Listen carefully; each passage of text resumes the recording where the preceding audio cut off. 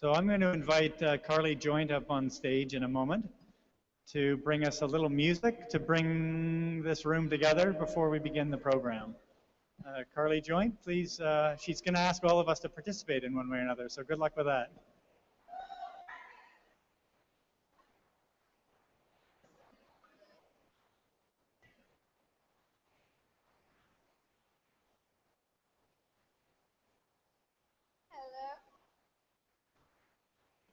Hello.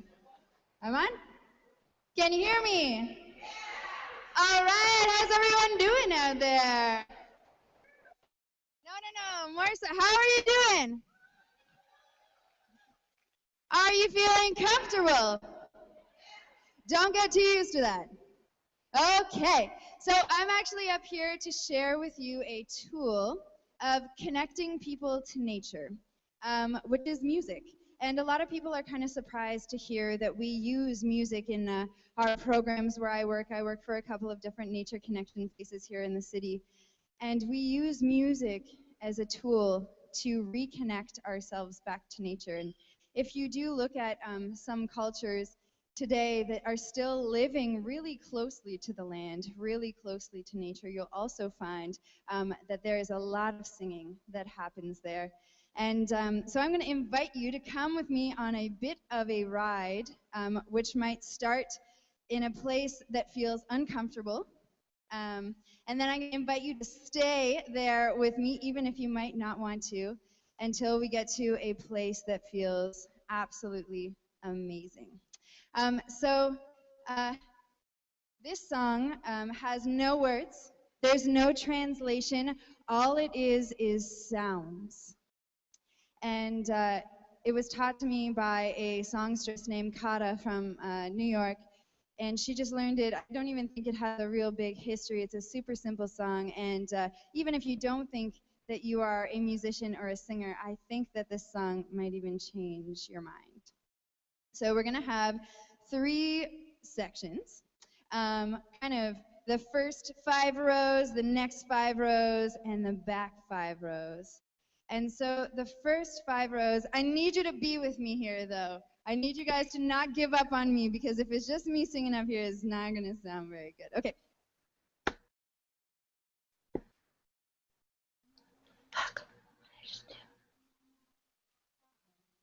So the first part goes like this. Ah-ha-ma-ma-ma, ah-ha-ma-ma-ma, ah-ha-ma-ma-ma. Can I be louder? Ah-ha-ma-ma-ma. Right. Ah-ha-ma-ma-ma, ah-ha-ma-ma-ma. Oh yeah, ah-ha-ma-ma-ma, ah-ha-ma-ma-ma. Even louder. Ah-ha-ma-ma-ma, ah-ha-ma-ma-ma, ah-ha-ma-ma-ma. Ah-ha-ma-ma-ma, really loud. Ah-ha-ma-ma-ma. Oh yeah, ah-ha-ma-ma-ma, ah-ha-ma-ma-ma. Okay, you guys are gonna keep going, and the second part goes like this. Shalai-a-lai-a-lai, shalai-a-lai-a-lai, shalai-a-lai-a-lai, shalai-a-lai-a-lai, shalai-a-lai-a-lai, shalai-a-lai-a-lai, shalai-a-lai-a-lai. That's that middle group, okay? Really loud. Lie-a-lie, shalai-a-lai-a-lai, shalai-a-lai-a-lai. Even louder. Lie-a-lie-a-lie, shalai-a-lai-a-lai, shalai-a-lai-a-lai. Okay, keep going. And don't think I forgot about you there in the back. You guys are next. You're my high part. Get your high voices out. Ooh-wee, ooh-wee, ooh-wee, ooh. Ooh-wee, ooh-wee, ooh-wee, ooh. Oh yeah, and stand up. Ooh-wee, ooh-wee, ooh-wee, ooh. Really loud. Ooh-wee, ooh-wee, ooh-wee, ooh. As loud as you can.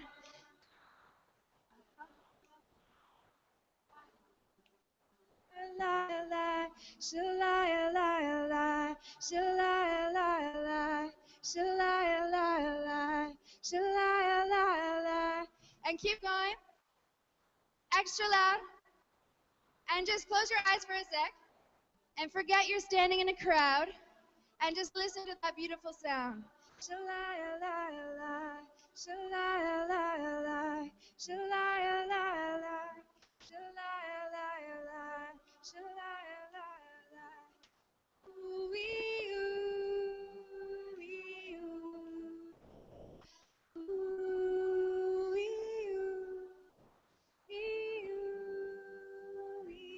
and everyone just a hum-a-ma-ma, hum-a-ma-ma, a hum-a-ma-ma, a hum-a-ma-ma, a hum-a-ma-ma, a hum-a-ma-ma.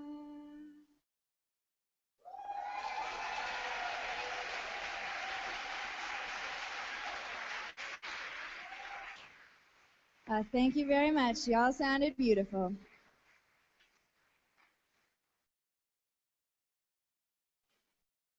Thank you, Carly. Oh, no, maybe I'll come here. I wonder if I'm live here. Yes. Thank you, Carly. Warming up the room. Was worried about the weather a little bit, as we have been for this entire year, quite frankly. But more of the same. And we've dressed, most people seem to have dressed properly for the evening. We were actually wondering, do we get heaters or do we get blankets? But anyway, it seems to have turned out just fine. So my name is Jeff Cape, and I have the great privilege of being the CEO of Evergreen, which has been an incredible career ride for me, quite frankly, for upwards of 25 years now. And this project here at Evergreen Brickworks, or at the Brickworks as most people know it, has been really one of the most amazing experiences where we've had the opportunity to connect the big idea of nature as an idea, as a design concept into the fabric of the city in a very fundamental way. And for most of the last 25 years, we've been focused on public spaces, school grounds, public parks, river valleys of various sorts across the country, working in communities across the country. I think we've worked with, well, upwards of 5,000 projects across the country. And then we finally woke up maybe 10 years ago and realized that what we really needed was a facility, a hub for this idea, a venue where we could bring people together to talk about this incredible opportunity to integrate nature into the design of cities in a more sophisticated way. Because in many cases, in many moments, our ideas were referred to as cute and kind of nice, and oh, isn't it great, the kids are planting trees in the school ground, and that all felt lovely and fun. But the reality of the issue is that it's a really deeply strategic move. It's a deeply transformative idea that is massively bigger than the simple moment of putting a tree in the ground with a number of kids and participants. So how could we create a site that would express the scale of the idea, the scale of the opportunity to transform our living environments, to transform our cities? And well, with many of you helping, many of you specifically, individuals in the room here helping, we've been able to accomplish a huge step towards that, which is taking an old industrial site, an old factory complex with 16 buildings on a 42-acre site in the middle of the city. It takes me 15 minutes to bike from here home. Right in the middle of the fourth largest city in North America, we've been able to create a site that sits essentially right in the middle of this incredible natural oasis, which is also the ravine system that binds together the entire city. And I don't know how many of you realize how incredibly important the strategic value of the ravines are, but also how important they are just to connect the city. So Toronto has the largest ravine system of any city in the world. It's 27,000 acres. They came into play back in the 1950s, 1953 or 4, I can't remember exactly, when Hurricane Hazel visited and flooded the city. And the city, to its wisdom, with the provincial government, realized that we needed to protect the valleys, the ravine system, as a stormwater management strategy, as a way to get the waters to move through the city in the event of a large hurricane, a large flooding. Well, certainly it's played that role. It doesn't mean this site floods periodically, by the way, but what we've ended up with is an amazing asset, and that is this incredible natural system that links so many communities across the city. So Anyway, that's enough about this site, because many of you probably know it already. If you haven't been down to the farmers market this summer, please come down and visit, because we now serve wine, which is incredibly smart thing to be doing. So wine being served as of 8:30 in the morning, by the way, for those who care to indulge, as I did the other day. Anyway, it is my privilege to welcome, well, two people, I suppose, but Cam Collier, who's right here, and he's going to be taking over after I run over to another meeting, believe it or not, here on site today. A Global Alliance for the Future of Food is being discussed with 35 foundations from around the world in the Cafe Belong right now, which is an amazing event. But I'm going to try to figure out how to run between this one and the other one, because Cam Collier is an amazing friend, a very dear friend of mine, quite frankly. I've worked with him now for 15, 16 years. He has taken on this idea of nature and school grounds on a national level, but he's also become very quickly, 15 years, overnight success, become an international celebrity in the realm of children and nature and school grounds, speaking all over the world, Berlin, Seoul, Korea last summer, and founded the International School Ground Alliance. I think that's what the name of it is. Anyway, he's an amazing leader in this space, and we're privileged. We at Evergreen are very, very happy and privileged to have him with us. And another really wonderful leader who has made his mark in a number of different places, John Godfrey, who in many respects is a co-host tonight as the head of the Toronto French School. John Godfrey has made his mark in academics on a variety of levels, both as a university professor, but also as a politician. Many of you might know that John was the incredible visionary, if I can put it that way, John, because I think you were, in trying to formulate a big idea for Canada to create an urban strategy, a strategy that would bring the cities together under a framework nationally. And as a member of the Liberal Party, he had an incredible vision and big ideas around that thought. What else can I tell you about John? Yes, Don Valley West from 93 to 2008. There are the specifics of his career. But I am introducing John because he gets the privilege of introducing our guest speaker tonight. Thank you very much.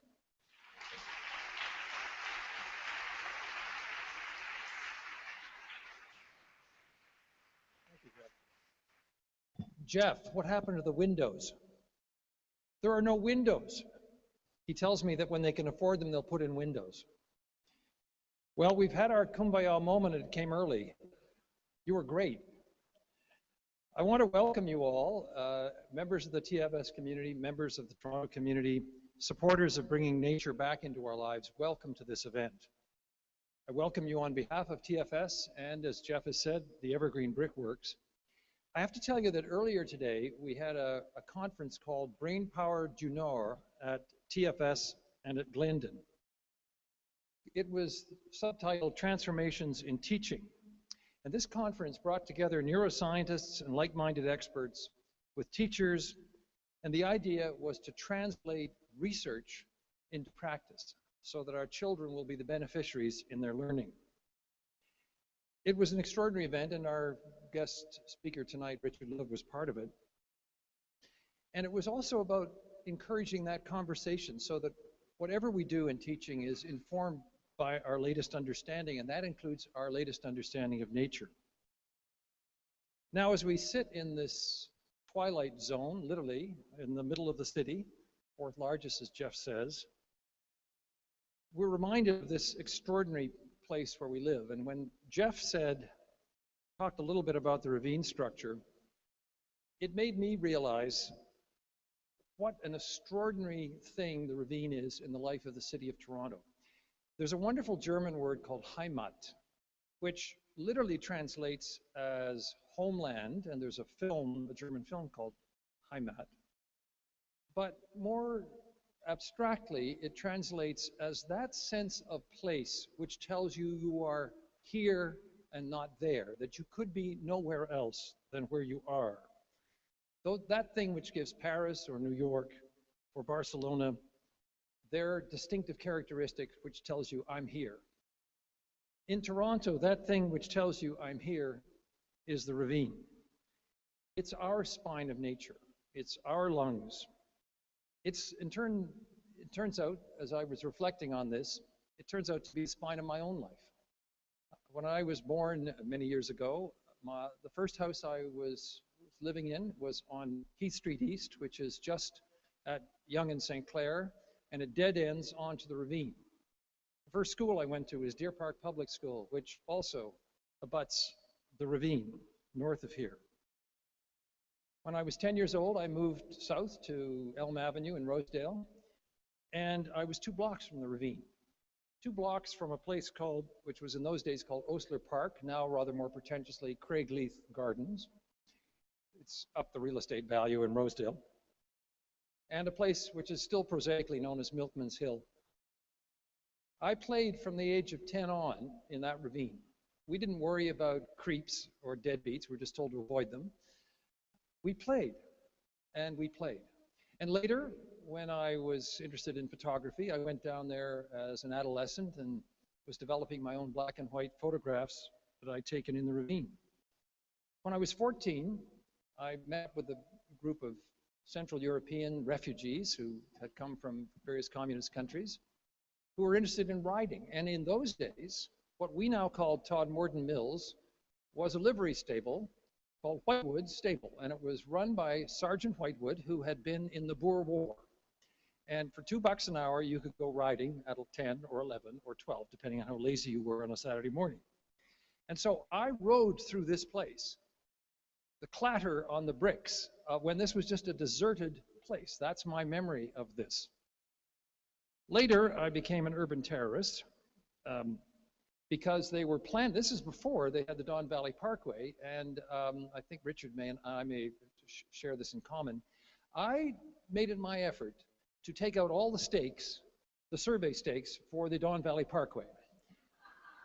I'm afraid it didn't work over the long haul, but I gave it my best shot until they started embedding the damn stakes in cement.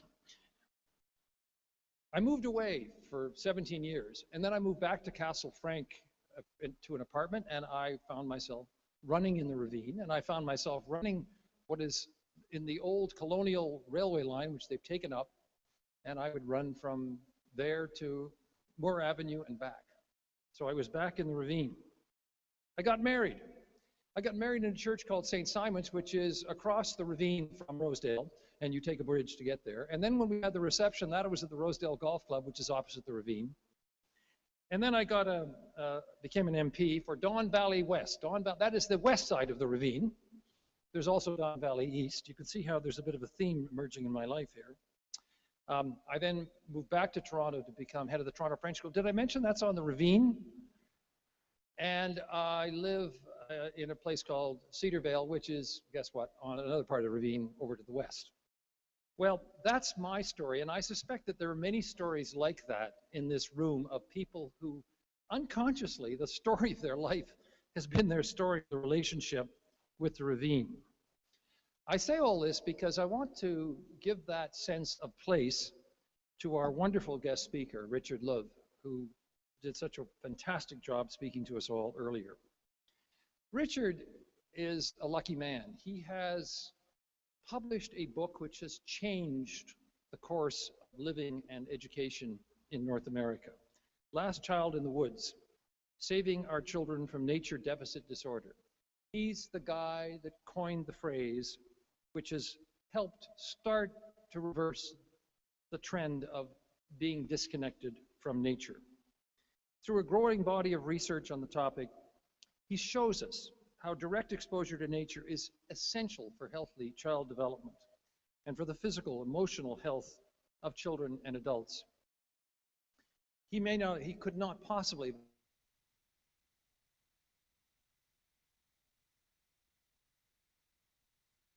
full of nature in our increasingly and overwhelming digital world. How much tech is too much tech has been the cry. More recently, he's published The Nature Principle, Human Restoration and the End of Nature Deficit Disorder, aimed at getting us as adults now back into the natural world. We're very fortunate to have him speak at our conference today. We're fortunate to have him here tonight. By way of background, he's a journalist and an author. His book, which I mentioned, Last Child in the Woods, has been published in 15 countries, translated into 10 languages. He's also the author of The Nature Principle, the whole question about hybrid minds, which I think he's going to speak to us tonight.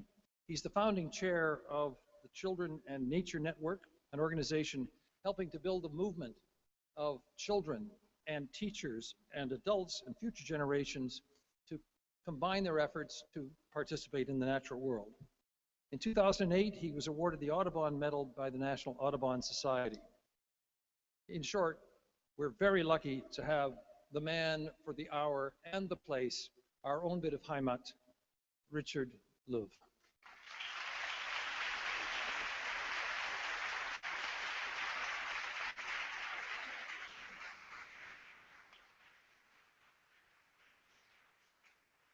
Thank you, John. I have to say that earlier when I heard John introduced, I knew he was the headmaster of the school, which is a wonderful school that I spent the morning at. But I didn't know his prior role, and I heard him introduced as a former minister. So tonight I was going to ask him which church, and fortunately then I found out it was the government. So first I have to say that I hope no one minds. I don't use PowerPoint. Is that all right? Okay, good. And it's not because I'm ideologically against PowerPoint. Well, kind of, but not really. I tried PowerPoint twice. The first time I did everything wrong, too much information on I mean, it was awful.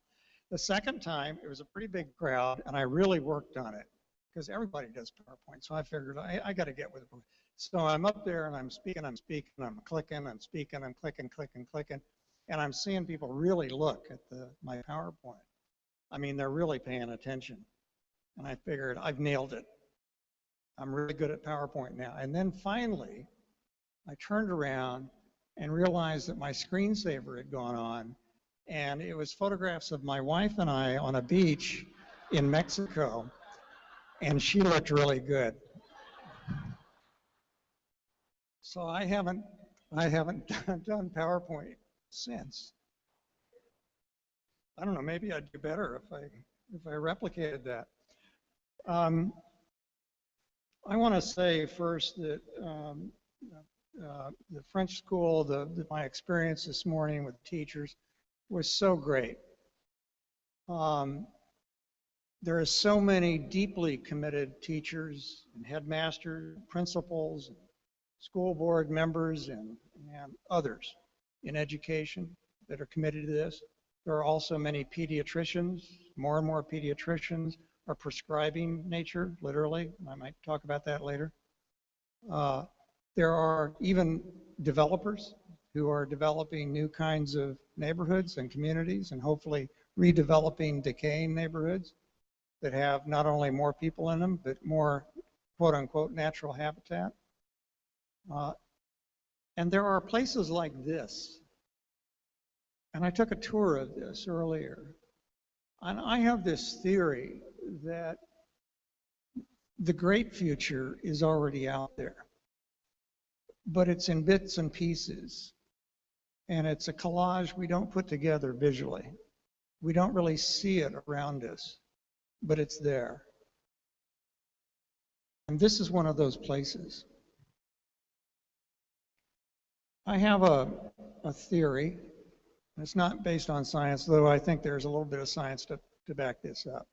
I've become convinced that most North Americans, and perhaps most Europeans, and perhaps the world, when we think of the far future, the first images that come to mind, the ones that surface, even if it's only subconscious, are images that look a lot like Blade Runner or Mad Max, or at best the Hunger Games. At least there's some trees.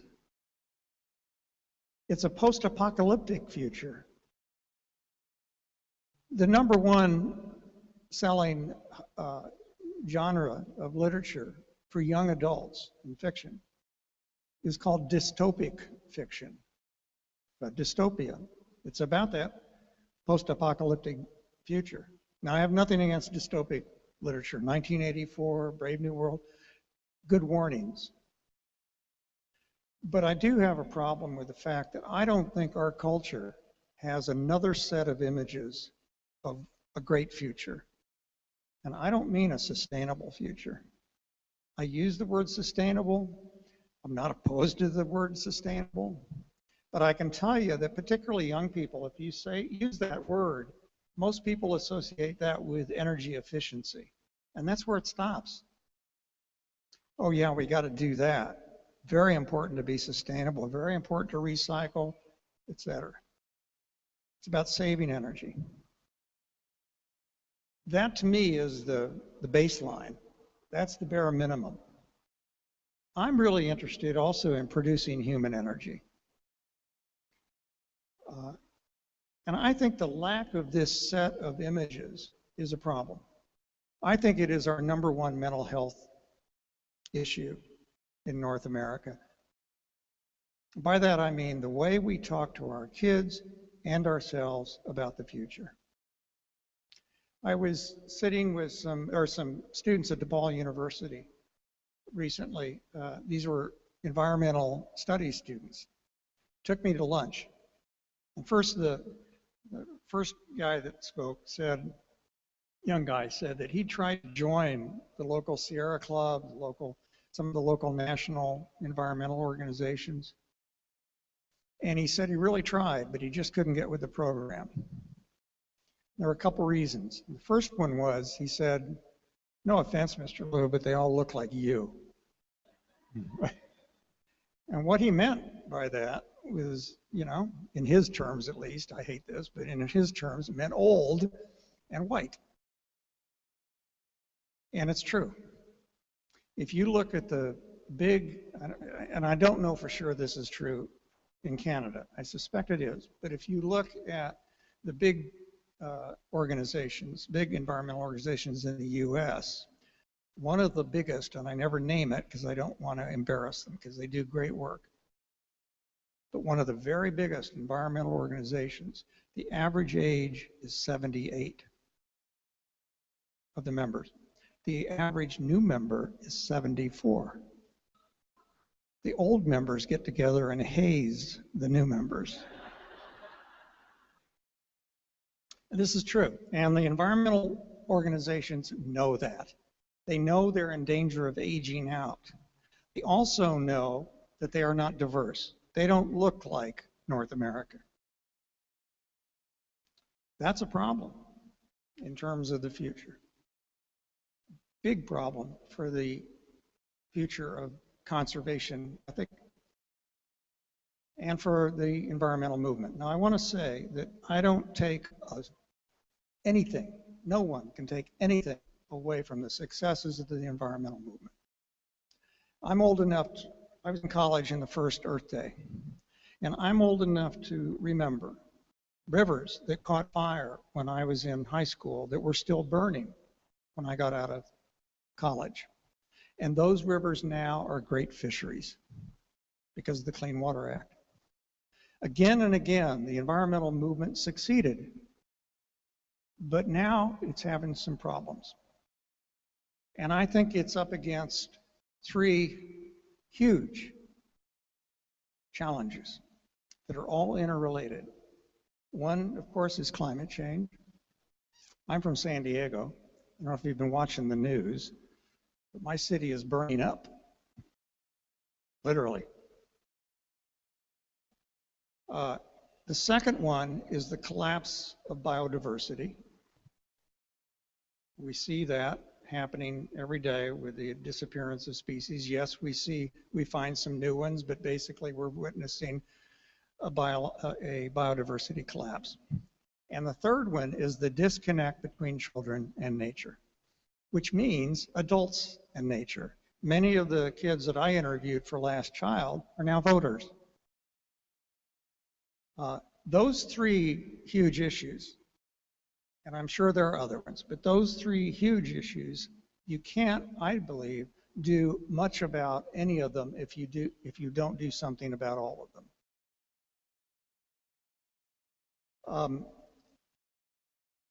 But there's another problem, and these students that took me to lunch, a young woman across the table, a very hip young woman, I know that because she had tattoos, she said to me, I'm 20 years old, and all my life I've been told it's too late. And she repeated it. I'm 20 years old, and all my life I've been told it's too late. And I thought, oh my God, she's right. You know, I've been in journalism a long time. I'm not sure what I am now, but I was a journalist for a long time. And that 20 years is the window in which my profession has basically been saying, in so many words, over and over again, it's too late. We kind of get a gleeful joy out of that. Environmental movement also has been saying, in so many words, it's too late. Now, I want to say that it says other things too. There are hopeful messages out there, both from journalism and the environmental movement. And other sectors, there are hopeful statements out there. But do they add up to an image of a great future? That was the second reason. The young man who said he tried to join the big environment, he says, it's too depressing. He says, it's such a downer. I get no hope from it. That's not to say that we need to replace the bad news with happy news. I'm, as I say, a journalist by background, and I'm allergic to happy news for happy news' sake. I break out in hives. But I think we've been missing a big part of the picture. The civil rights movement, which I often talk about as a parallel to what we're facing now. Martin Luther King said again and again that any movement, any culture will fail if it cannot paint a picture of a world that people will want to go to. Do we have that picture in our mind? Do we have those images? I don't think we do. At best, we've got maybe a robots are us future, which is kind of unsatisfying, except for robots, I guess. Or we've got a sustainable future. And again, I'm not saying we shouldn't be sustainable as defined, as most people understand that word, even though I know it has a wider meaning also. But that seems to me to be the bare minimum. You know, Bill McDonough, the great green guru who wrote Cradle to Cradle, believes everything can be recycled. I finally met him, and his German business partner came to a speech I gave and said, Bill is in this city, and I'd never met him. He's a hero of mine. Come tomorrow, we'll go see him. We went to see him. And Bill McDonough likes to say, do you really want a sustainable marriage? Don't you want something better than that? Now, sometimes a sustainable marriage is just fine. I understand that. But what he's saying is, and what I'm saying is that that word sounds like stasis. It sounds like a stalling time.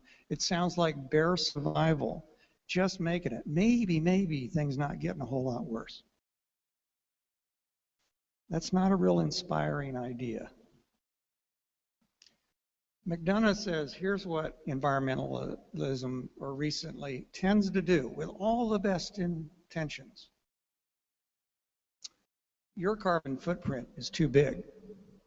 Your carbon footprint is way too big. Your carbon footprint is big. Your carbon footprint is too big. Now, that is true. There's nothing untrue about that. But he said the subtext of that message is, we'd be better off without you. We'd be better off without you and you and you. That's no way to sell the future. That's no way to sell an idea, you know? He has a different way of looking at it, which fits it. I swear this, I had already written The Nature Principle, but I swear he stole this from my book, but he didn't. It's a great, I wish I'd quoted him in the book. He said, what if we looked at that footprint in a different way? What if everywhere we stepped, we left a wetlands? One of the basic messages of the nature principle is conservation is no longer enough. Now we need to create nature. As strange as that sounds, we need green roofs that bring back butterfly migration routes and so forth. This place, in a sense, is creating nature. Now, you could call it restoration if you want, but it doesn't feel like a redo. It feels like something new. Those students at that table, including the woman who said, all I've been told is it's too late, want to do something creative and beautiful and new. They don't want to just have their finger in the dike. They want to build a new city, a new way of life. And they get excited when they talk about that.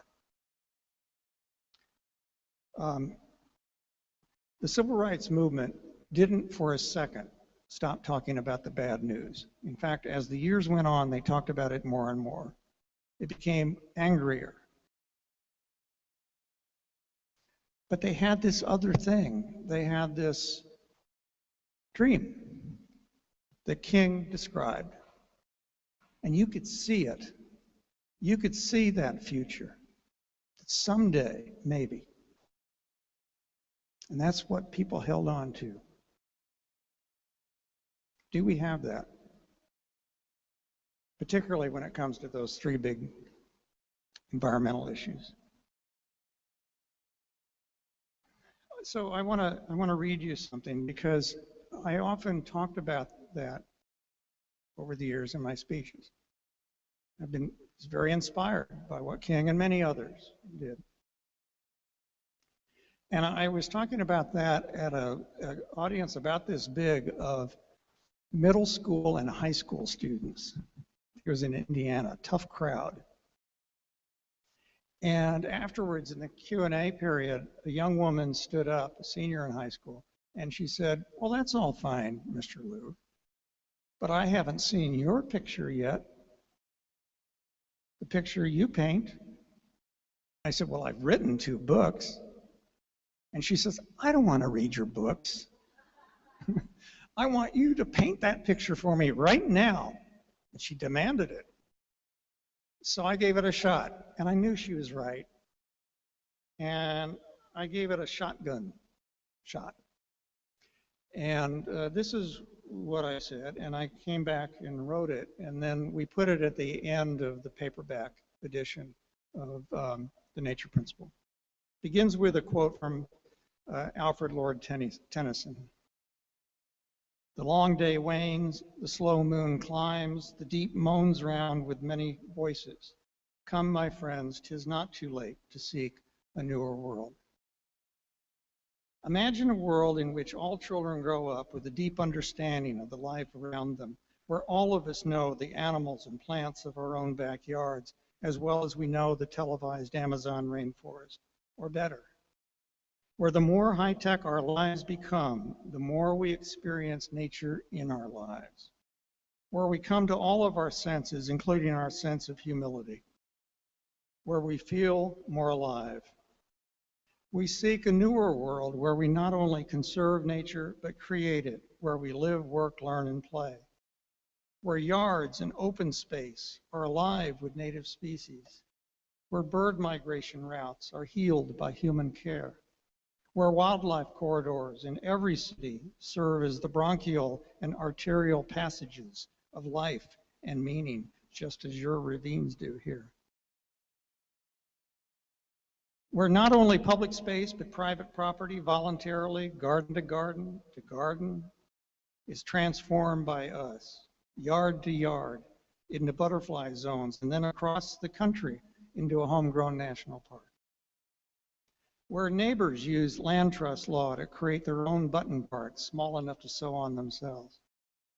Where cities become incubators of biodiversity. Where every hospital offers a healing garden and pediatricians and other health professionals prescribe nature. Where park rangers become para-health professionals. Where antidepressants and pharmaceuticals are prescribed less and nature prescribed more, because nearby nature provides healing and reduces stress. Where obesity of children and adults is reduced through nature play. Where cities produce their own energy. Where empty lots become natural play spaces. Where community gardens for children and adults. Where skyscrapers become vertical farms with spirals and decks and roofs that reduce stress even as they produce food. Where biophilic design moves green architecture even beyond the goal of conserving energy and toward the creation of environments that produce human energy in the form of higher productivity, greater health, more ability to concentrate and create. Where developers not only create new neighborhoods that incorporate nature, but even more important, redevelop decaying inner city neighborhoods and suburbs and redundant aging shopping malls, where these are transformed into eco-villages that not only provide more natural habitat, green roofs and button parks and wildlife corridors, but also support higher human populations than today's suburbs. Where neighborhoods are no longer surrounded by walls to keep people out, but by orchards for children to harvest. Where urban and rural human settlements become purposeful places, where natural history becomes as important as human history to our regional and personal identities, to who we are. Where history is defined less by the battle of war and more by the stories of our kinship. Imagine a world in which small towns now deserted across the Great Plains return in new form, internet connected, surrounded by organic farms, edible prairies, and beauty. Where streams in cities and countryside are restored, unearthed to the daylight, their natural curves and life returned.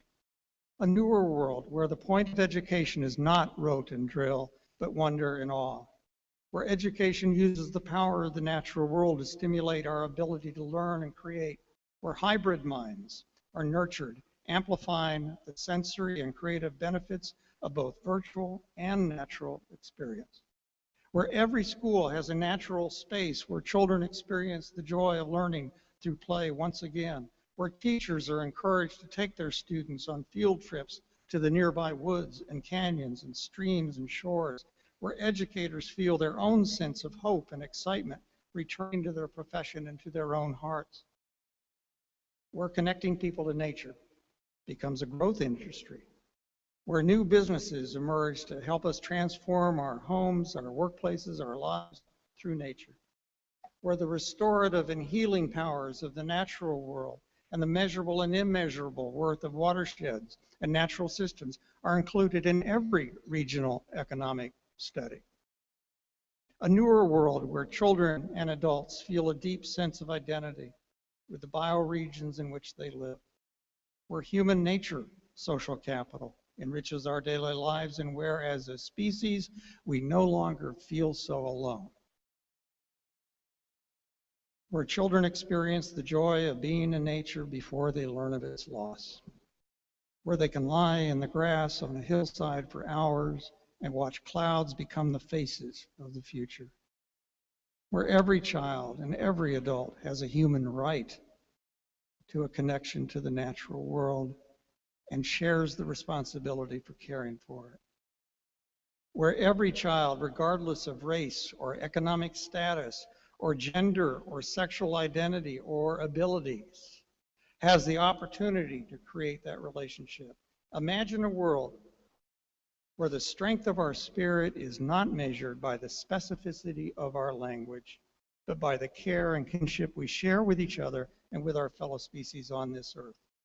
a world in which our last days are lived in the arms of Mother Nature, of land and sky, water and soil, wind and sea, a newer world we seek and to which we return. So that may not be your vision of a good future, a future you'd want to go to, but it's mine. And I know that some of you are thinking that is outrageously idealistic. To which I would say that's the point.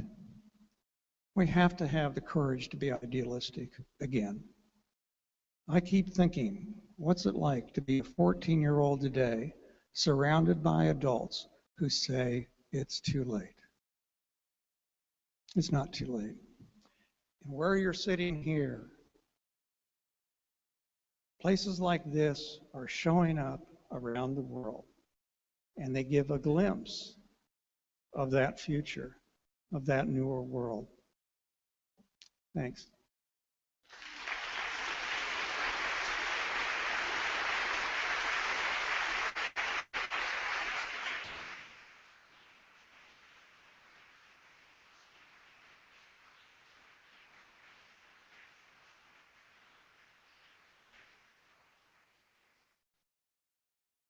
Thank you, Richard.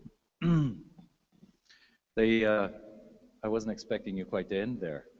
I think you've, the vision of the future ties so much into our conversation today. I think there's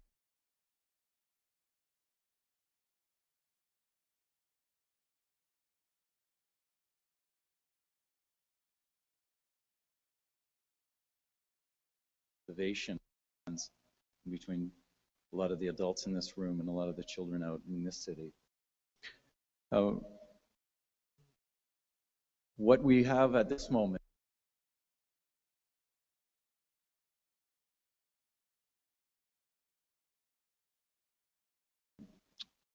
we're going to invite you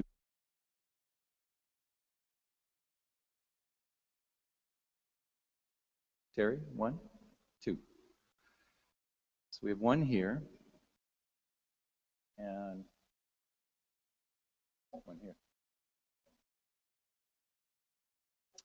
And we, just so everyone here knows, we have an online audience as well, and they're going to chime in with questions as well. So we might take some questions from our online audience as well.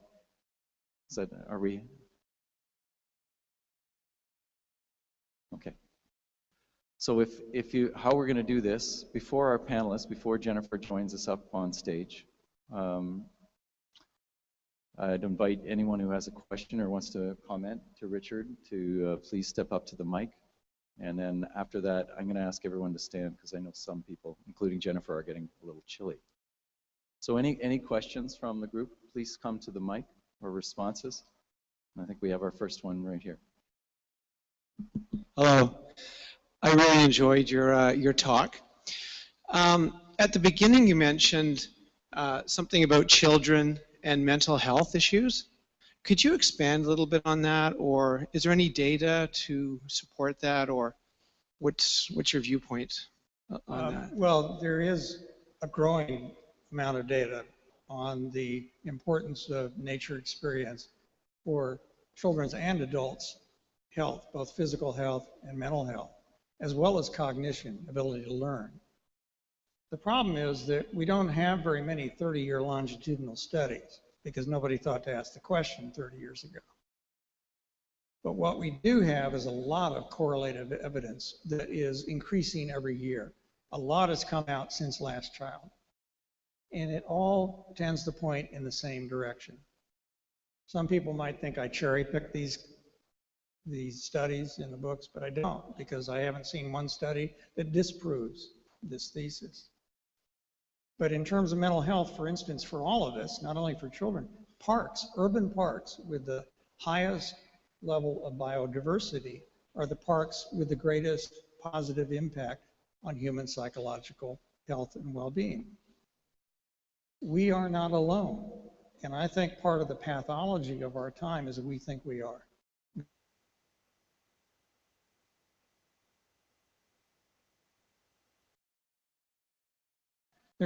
There are other studies, for instance, this isn't directly mental health, but attention deficit disorder, ongoing set of studies at the University of Illinois show that kids with the symptoms of attention deficit disorder, just a little bit of contact with nature. They're studying kids in the projects of Chicago, and just a little bit of contact, walk through trees in an urban park, and the symptoms decrease.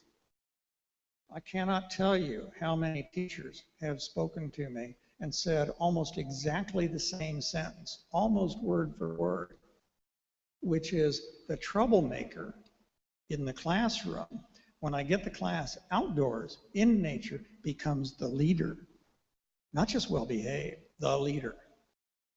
I hear this again and again. I hear parents saying, Johnny and Judy are different kids when you get them outdoors into nature. In terms of cognitive development, and I don't see a separation between physical health, mental health, and cognitive development. In cognitive development, kids who play in a natural play space have been shown to be far more likely to invent their own games than kids who play on a flat turf or cement playground. That has everything to do with the development of executive function, the ability to be your own boss, maybe someday to be an entrepreneur, to be creative. There's a new study that is unpublished. Ming Kuo, who did many of the studies.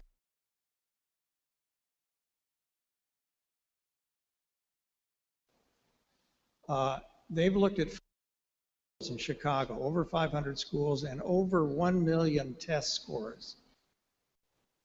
And they compared schools that have green schoolyards against schools that don't, and schools that didn't have green schoolyards but then got green schoolyard. By that I mean not energy efficiency, but literally nature in the school and outside the school. And they found that the results of that were astounding in terms of literally test scores on standardized testing. They said the results were as good or better than any other technique they'd seen and measured against during the No Child Left Behind era. And they say it's very cost effective to do that. So I know I wandered away from mental health, but I do see those as related. Thanks very much. Appreciate that.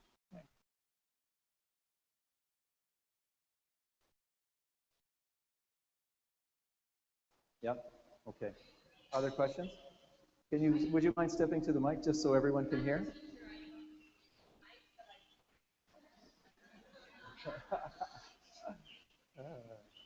Thank you.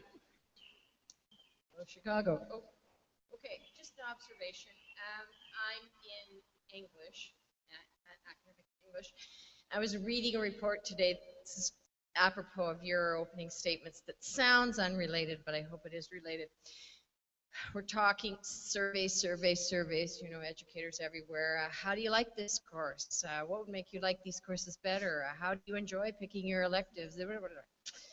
And what depressed the hell out of me over so many of the responses were little and focused on the job and only what I'd need to do that job for which I came and why I'm majoring and why are you making me read books? Shakespeare, for God's sake. Why are any of these, you know, nothing that wasn't what am I going to do for a living mattered to so many of the people.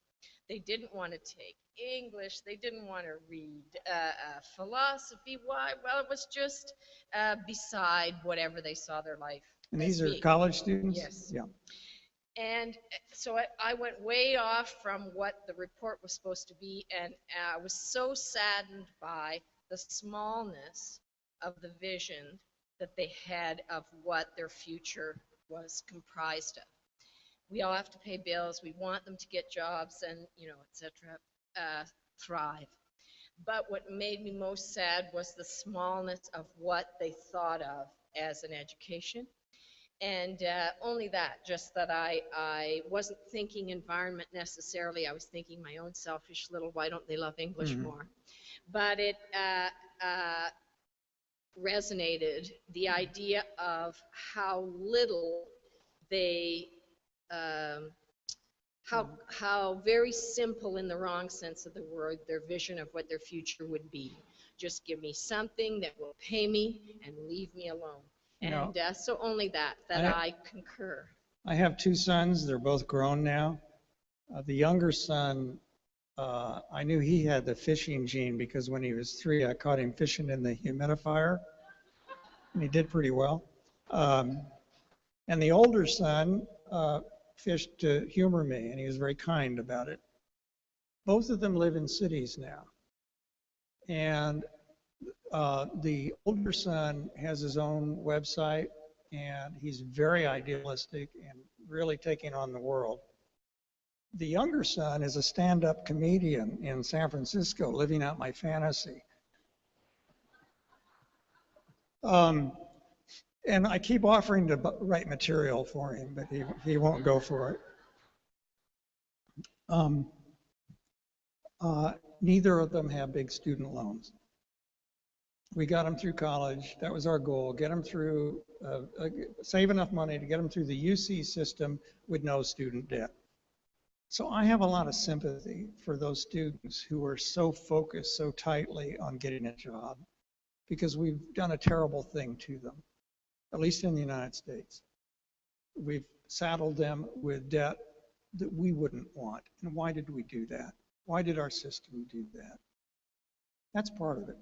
The other thing is, I think they're not in a vacuum. They're in a vacuum that I think I tried to describe earlier, that is not talking about the future in a positive way. And I don't mean a Pollyanna way. I mean a way that accepts these as huge, huge, perhaps insurmountable challenges, but by God, we're going to challenge. We're going to try to do it, and it's going to be better. We're going to make it better. Do they have a society that encourages that? I don't think so. Now, having said that, millennials are doing some interesting things. They're not driving as much. They're riding bikes more. They're moving into central cities. And I don't see, as you could guess, central cities as being the anathema of nature. I think central cities can flourish, can become engines of biodiversity with good design, biophilic design, things like this. There are some evidence, I think, that they value cars less and friendship more. So I'm not sure about the surveys that are gloom and doom about young people. And I have to tell you that when I visit colleges, like those young people I described, I'm always inspired. I'm saddened by the fact that that young woman said all her life she'd been told it's too late. But on the other hand, they're there. They're dressed up, they're ready, they're showing up. And when you shift the conversation from just survival to creating something new and beautiful, when you talk about the fact that as of 2008, more people in the world live in cities than in the countryside, first time in human history, when you say that means one of two things, either the end of the human relationship with the rest of nature, potentially, in any kind of relevance, or it means the beginning of a new kind of city. I like door B. They do too. When they start talking about creating that, their affect changes. If they're only talking about solar panels and survival, their affect looks like that. You start talking about new kinds of wonderful, beautiful cities. You take them here, give them a tour of this, you'll see a different affect. That's an awfully long answer to that statement. Why don't we take another question here at the back? Thank you, Richard. Yes, thank you very much for your talk and your books and your inspiration. I want to ask the political question, and I've got to say where I come from because there's an election going on in Ontario right now. I'm from Calgary, Alberta, and you mentioned the civil rights movement, and as I'm probably as old as you are, and was part of that movement as well, both in the United States and in Canada. And clearly the vision was there and the mobilization for that vision. But I remember Lyndon Johnson saying to Martin Luther King, "You produce the people, and I'll produce the legislation." And Lyndon Johnson did that with the Civil Rights Act. There was a counterpoint, a complementarity of the political vision and leadership and grassroots movement for social change. We live in a country, I don't want to say anything about your situation, but I live with two governments. Well, I live with two governments, one in Alberta and the federal government in Canada, who have zero vision, who do not have any idea of the big picture and trying to inspire us towards that. I want to say that John Godfrey was an outstanding member of Parliament. And those of us who were involved in a number of issues met with John Godfrey on a range of things, and he was a visionary in Parliament, and I'm sure he left with a certain amount of frustration.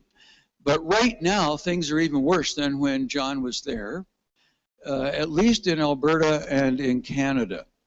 So I'm interested in your comment about the lack, almost total, and I'm not talking about Ontario or some cities. We have a great mayor in Calgary who has a vision for a city that moves into the future with that kind of thing. It's a Calgary. Let me say that first. So you know, what do we do with that? It's only one piece of the puzzle, but it's a very important piece of the puzzle. And I think you're absolutely right.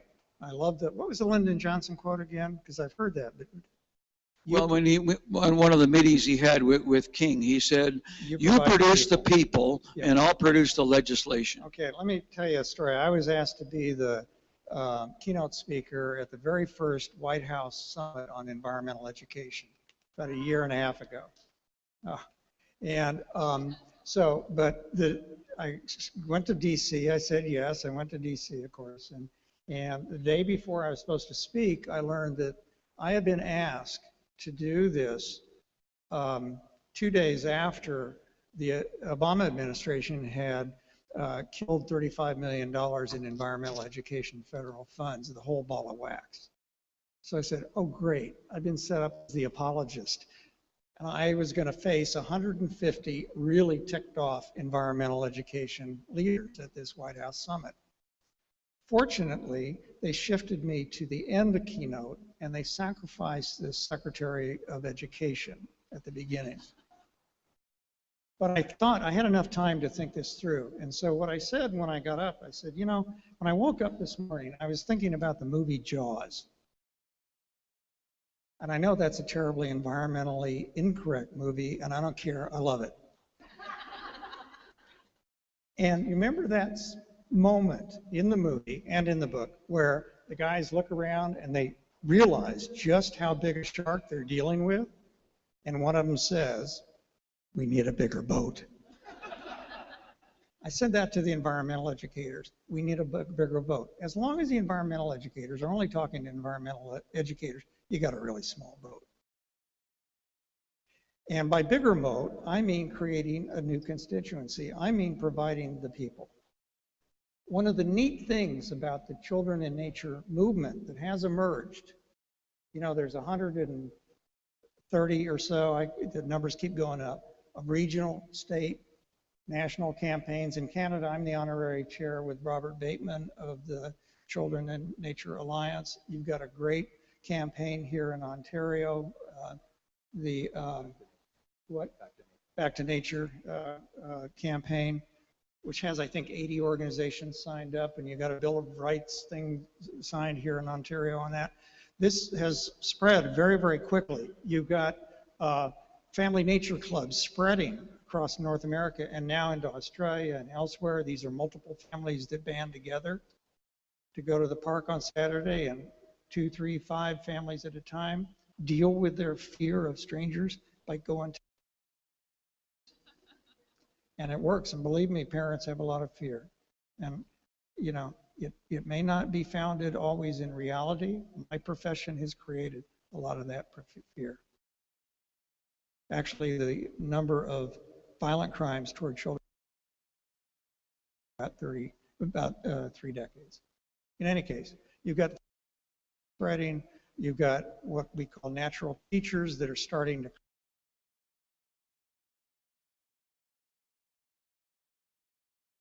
natural artists network of very quickly. That's creating a bigger boat. And one of the great things about this issue, other than being a very important issue itself of connecting children to nature in and of itself, it has this other quality, this utilitarian quality. It brings people together. And it doesn't seem to matter what somebody's politics or religion is. They almost always want to tell me about the tree house they had when they were kids, that special place in nature that is still in their hearts.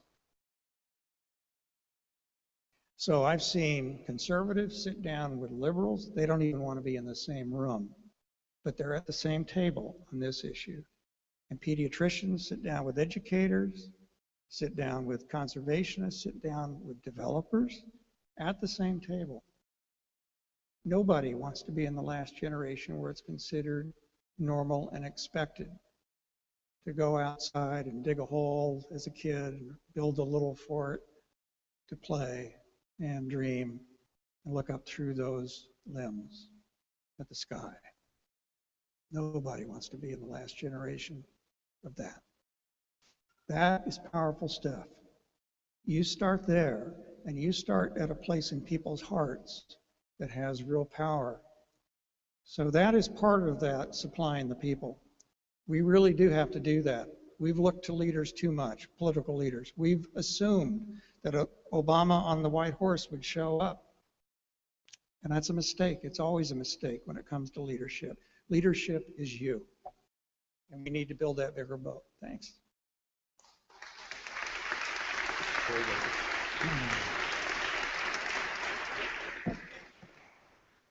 Well, yeah, sure. Let's take the question.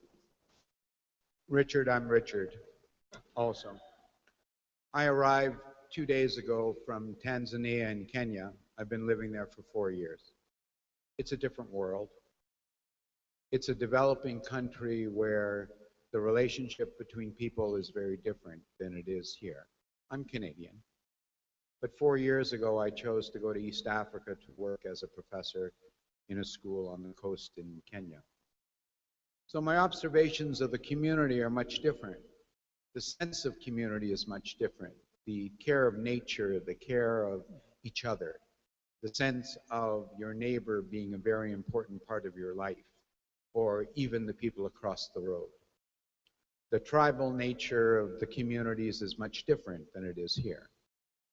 I guess what I'm trying to point out is that there's a prerequisite to your comments, and that is, if there isn't a culture of community, if there isn't a culture of church, if there isn't a culture of caring, we don't have a lot of direction to move. Could you make some comments on that, please? I think that it is right under the surface. I don't think we have media that reflect that. You know, sometimes it's like we're on the other side of a one-way mirror, and we're only seeing ourselves, when actually there's lots of people on the other side of the mirror, and they're waiting. There's another issue here too, which is a prerequisite, which is our relationship with other animals and plants. But I'm increasingly interested in that relationship. I just spoke with Sven Lindblad of Lindblad Expeditions that takes the ships to the Antarctic and Galapagos. He's a really good guy. His father essentially created ecotourism. And he spent in the 70s a year and a half studying elephants in Africa. And he said he learned everything he would ever need to know about dealing with people and creating a business from the elephants he studied. He never saw intentional meanness or cruelty. He saw elephants battle each other. It was about territory, but this intentional, almost for the joy of it, cruelty. He never saw.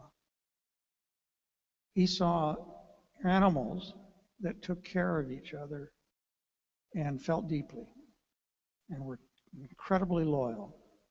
That's how he runs his business. I think that we're, and this is something I'm thinking about writing about, I think we're on the cusp of maybe a new campfire. We've always told stories about animals. We stopped telling those stories a while back, except for stories that distanced us from other animals in the sense of science. Just, talk about them scientifically, or cute kitten videos on YouTube. I think right behind those is a whole hunger, a deep hunger for other animals, that we are a deeply lonely species. It's not only that we are lonely for each other and lack community with each other, it's that we lack that attachment that I'm sure you saw there to other creatures. So I think part of the great challenge and part of the great comfort of the future will be to see not only people on the other side of that one-way mirror, but other creatures as well.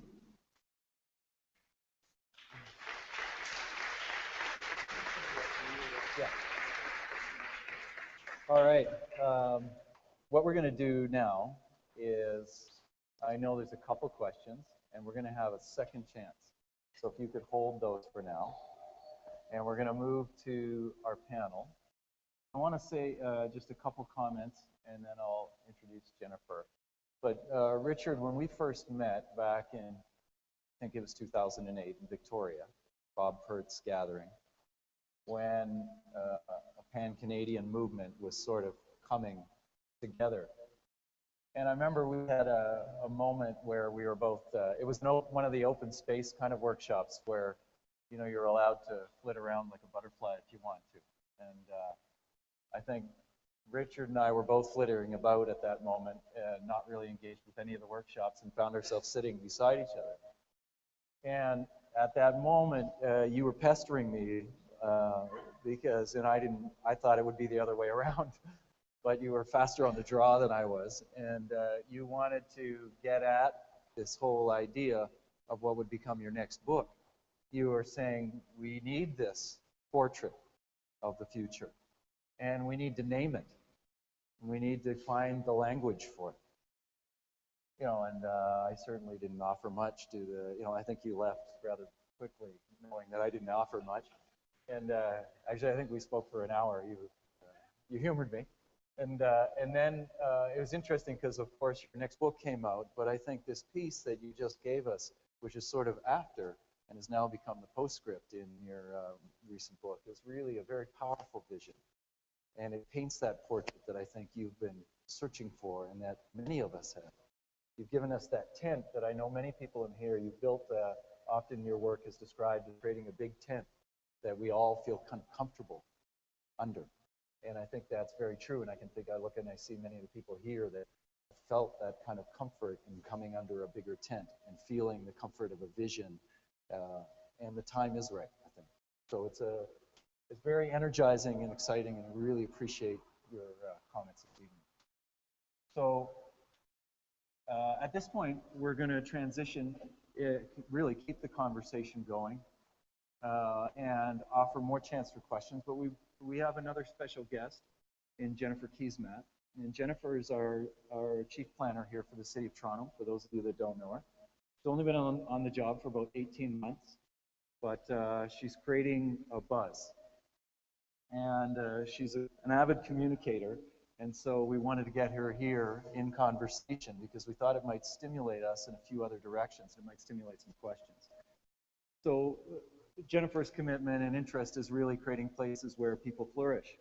And she's had a private practice, she's been in private practice in city planning, and she's been awarded, she's got many awards from the Canadian Institute of Planners, the Ontario Professional Planners Institute, Design Exchange, EDRA, for her innovative work in Canadian municipalities. Some of you may know her from her TED Talks. She's got one that she did out in Regina on the walk to school, which I think I might ask you about tonight. And she also has a second one called Own Your City, which is also the name of your blog, I believe, as well, where you can, I find, probably one of the more transparent chief city planners in this country, and I think we're better off for it. So let me introduce Jennifer, and she's going to offer some response to Richard.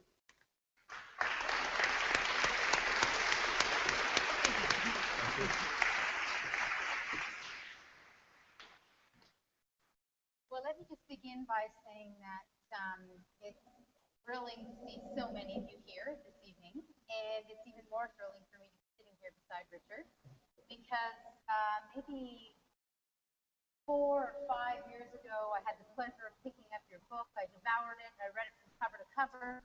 I came home.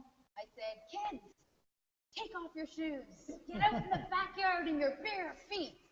And I decided I wanted bare feet and dirty floors. I didn't care. I wanted their feet on the earth. And that was the first thing that I could think of as a way that I could get them touching the earth, would be to take off their shoes and run around in their bare feet.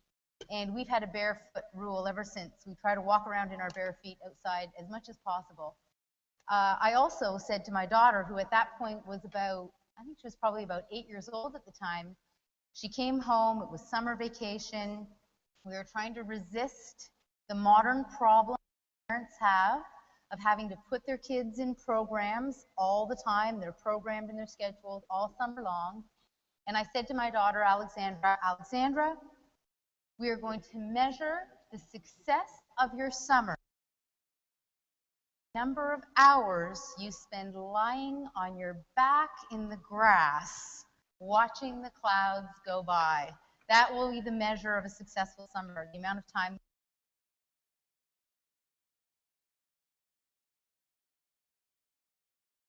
to achieve, particularly when you have two parents who are working, who are in and out of the house. There's childcare, there's camps. How do you get that time to lie in the grass, that unscheduled time? So I just want to thank you for bringing bare feet back into my life. There's a few observations that I'd like to make, and a few themes that you spoke about that I'd like to pick up on. And really this great risk that we face, that young people today, they don't live in a world with a vision of a future. Tune out.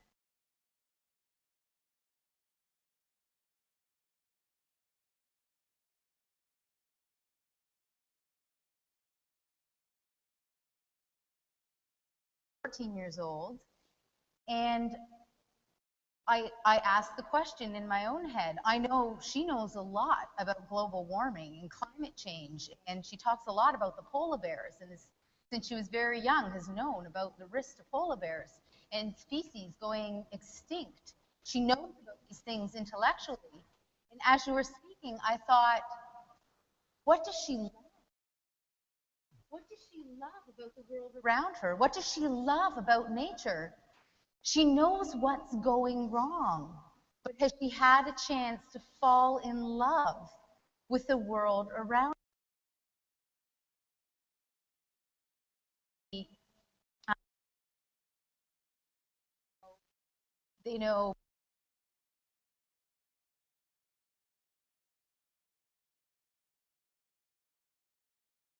and thinking, what is it that my child loves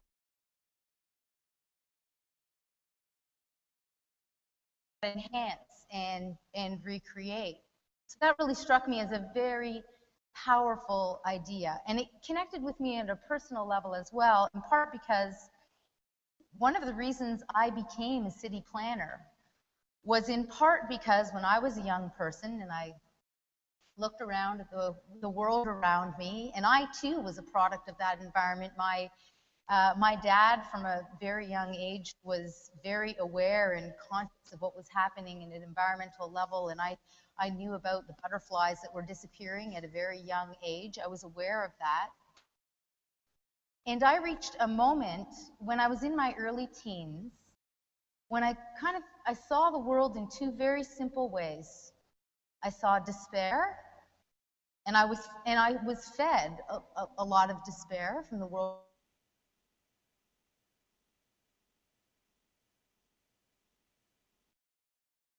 To view the world is through a lens of hope. And I made a conscious decision. I was in my early 20s that I couldn't live with despair. That wasn't the world I could live in. And it was really, what a terrible option to present young people, despair. And so becoming a city planner was about taking ownership over the world in which I live. It was about thinking, feeling that there was an opportunity to be creative, to use our highest intellect, our most sophisticated thinking to, in fact, counter all of the very real challenges in the world with hopeful actions and doing hopeful things. So that was very much, it was almost that critical question that was the impetus for my work in planning practice and becoming a city planner.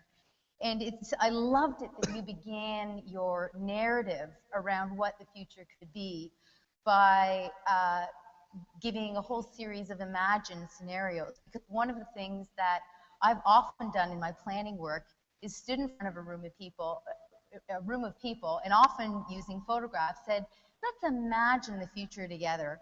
What could the future look like? And then showing up, this place often shows up in my slides.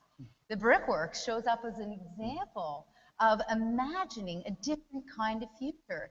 And there's all kinds of examples all over the world of great things that are being done that just slice through that despair and paint a very different portrait of a future that is very positive. So I loved it that you ended with the big imagine, because I think that's where we absolutely must go.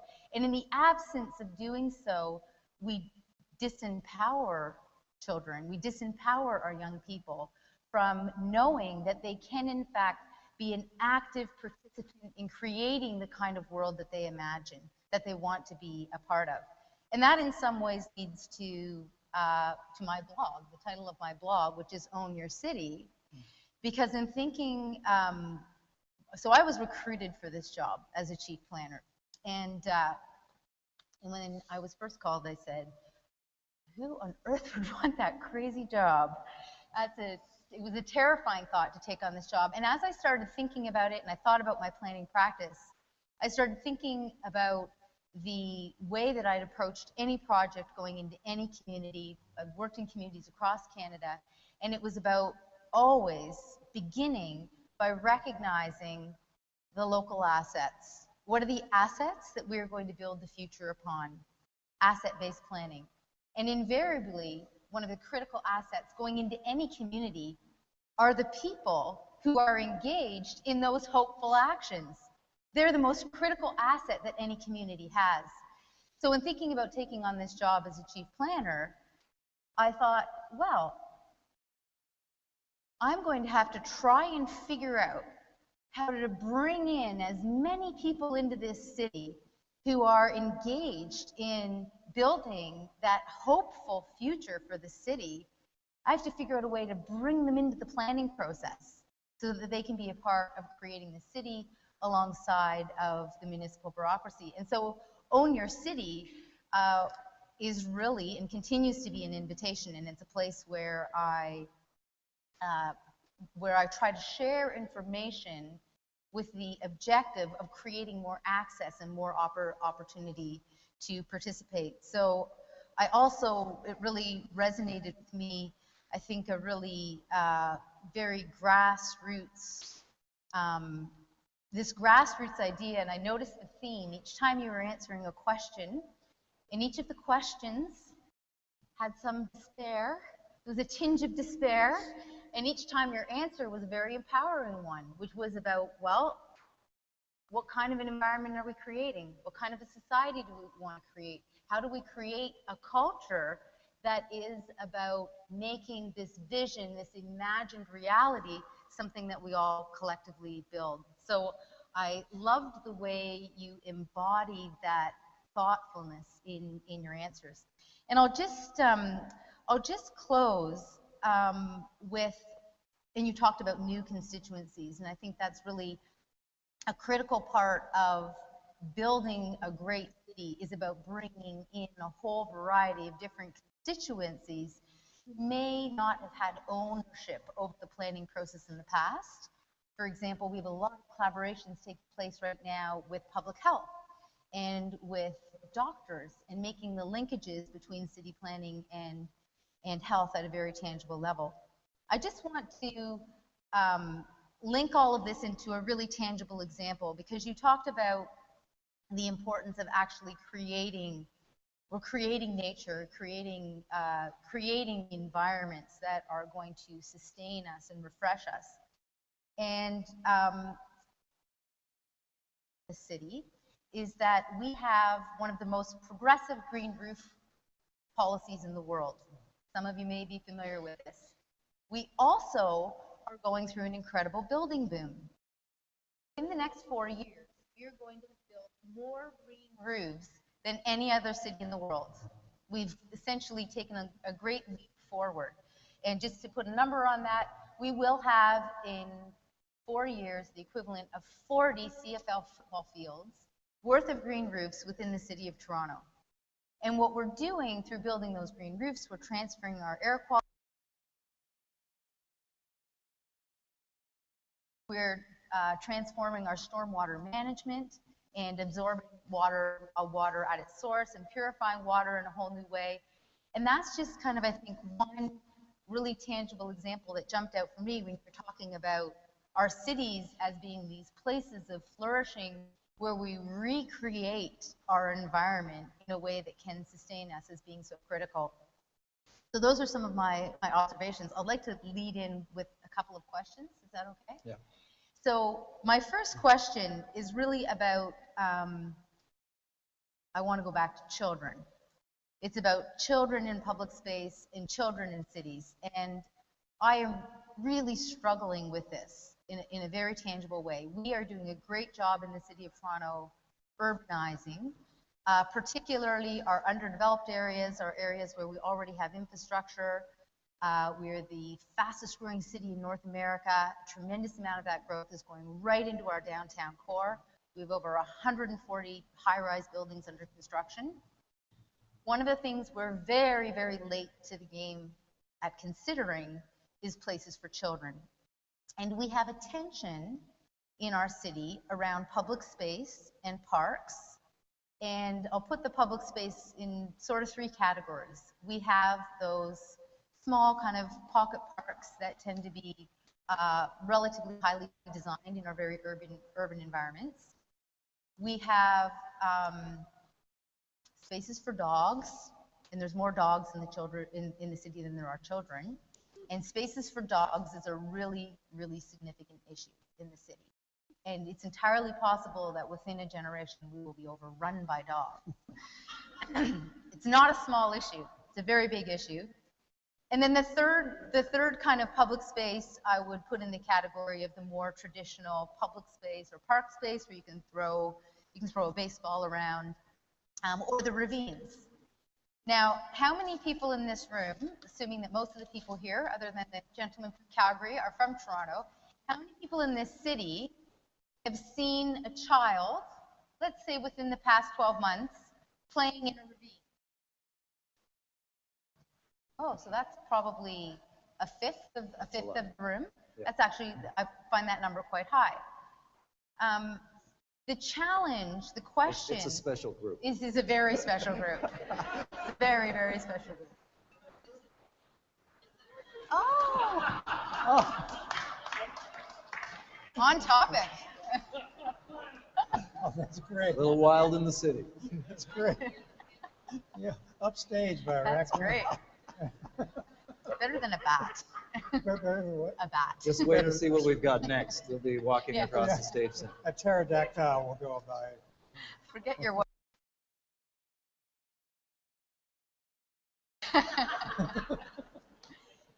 So my question is about freedom, and there's a link and a connection, I think, between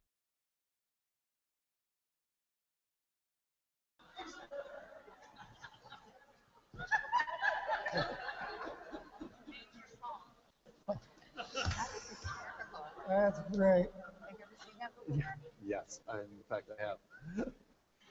So the question is about children and freedom, and I've been exploring this question, very concerned about this question from the perspective of children occupying public space and the way we design public space to welcome children. And I'm curious about best practices. Obviously, the work that Cam does here is very interesting, but it's very much a destination. Neighborhood kids, you know, my kids, we don't live too far from here, but it'd be hard pressed for them to wander down here on a Saturday regular afternoon. basis. That's right. So how do